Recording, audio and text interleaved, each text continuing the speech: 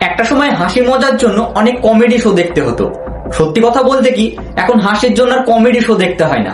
বাংলাদেশের কিছু মানুষের কথাবার্তা আর কিছু নিউজ চ্যানেলের খবর শুনলেই সারাদিন হাসি পায়। এই যেমন কদিন আগে এক বুড়ো বলেছিল 4 দিনে কলকাতা দখল করে নেব।